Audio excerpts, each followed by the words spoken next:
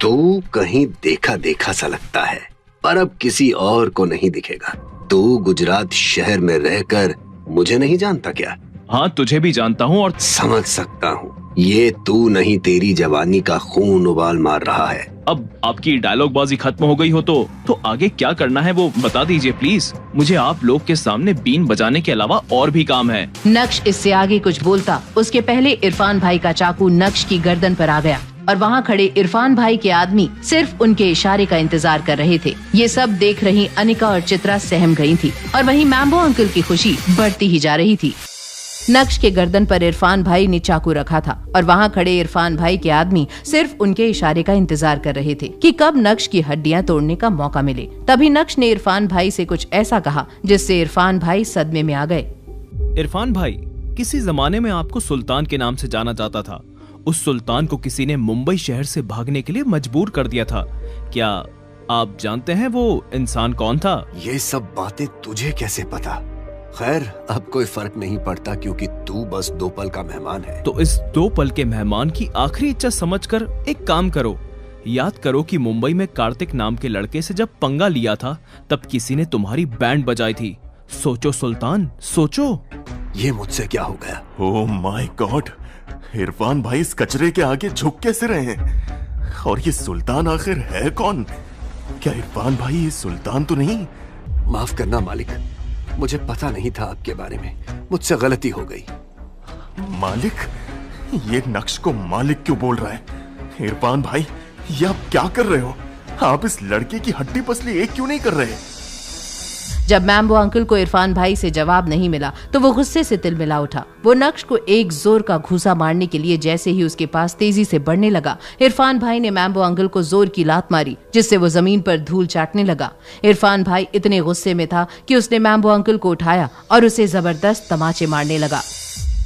तू हमेशा दूसरों को नीचा दिखाने से पहले नहीं सोचता। तेरी वजह से आज मैं मरते मरते बचा। अब मैं तुझे जिंदा नहीं छोड़ूंगा। इरफान भाई, मुझसे कोई गलती हो गई क्या? ये मत भूलो कि जब आपके साथ कोई नहीं था तब मैं आपके साथ खड़ा था। इतनी जल्दी भूल गए वो दिन जब मैंने आपको मुंबई से यहाँ आने के लिए मदद की थी? तुझे लगता है कि तू जो भी करता है सही करता है? आज तेरे साथ मैं एक सही काम करता हूँ, रुक। अपने बेटे की इस हालत को देख कल्याणी ने जावेरी परिवार के कुछ जवान लोगों को आगे भेजा, लेकिन उन्होंने जैसे ही इरफान भाई के हाथों में चाकू देखा, सबके कदम मानो जम से गए। इरफान भाई नक्श के आगे नजरें झुकाकर खड़ा था। मालिक, मुझे माफ कर दीजिए। मैं बेवकूफ था जो मैम्बो की बातों में आ गया। जो कुछ भी हुआ उसे भुला दीजिए और मुझे जाने दीजिए। मैं ठीक है, कोई बात नहीं। और इतने में नक्श को कॉल आया। जैसे ही नक्श ने मोबाइल स्क्रीन की तरफ देखा तो वो थोड़ा सहम सा गया और वहाँ से बिना कुछ बोले निकल गया। आज तो बाल बाल बच गया। अरे रुको, बस हो गया। लेकिन इरफान भाई, क्यों? तूने ऐसा क्यों किया? तू कितना बड़ा इडियट है मैम्बो। इतना सब कुछ होने के बाद भी तुझे समझ नहीं आया कि नक्श कोई छोटा मोटा आदमी नहीं है। और मैं आज बोलूंगा और आखिरी बार बोलूंगा, आज के बाद मेरे नाम का गलत इस्तेमाल मत करना। आज से तेरा और मेरा रिश्ता खत्म। इतना बोलने के बाद इरफान भाई अपने आदमियों को लेकर वहाँ से चला गया और जावेरी खानदान को अचानक से होश आया और वो मैम्बो अंकल के पास दौड़ते हुए आए। मैम्बो, तुम ठीक तो हो? ज्यादा तो नहीं लगी? मामू, ओ मामू, ठीक तो हो ना? ज्यादा तो नहीं मारा? पैग लेकर आऊं क्या? जब मैं मार खा रहा था तब तुम बुद्ध बन के खड़े थे। अब बड़ी फिक्र हो रही है मेरी। मुझे ठीक होने दो, एक एक को देख लूंगा। नहीं मामू, हमने पूरी कोशिश की आपको बचाने की। चुप! गाड़ी निकालो, हम सीधा घर जाएंगे और सारे गेस्ट को भी लेके चलो। मैं इस तरह अपने लोगों को घर नहीं भेज सकता। मैम्बो का आदेश सुन सब गाड़ी में बैठ गए और जावेरी मैंशन की ओर निकल गए। जैसे ही सब मैंशन पर पहुँचे, वहाँ 6 लग्जूरियस कार्स खड़ी थी। दूसरी कार की फ्रंट सीट पर एक खास शख्स बाहर आया। क्या बात है, कल्याणी देवी की वाकई में बहुत इज्जत है। मिस्टर पटेल पर्सनली यहाँ आए हैं। मिस्टर पटेल के क्या कहने? उन्हें अगर हम जैसे लोग दूर से ही देख लें तो ये हमारी ही किस्मत है। वेलकम मिस्टर पटेल, आप हमारे घर आए, ये हमारी खुशकिस्मती है। जी, ऐसा बोलकर मुझे शर्मिंदा मत कीजिए।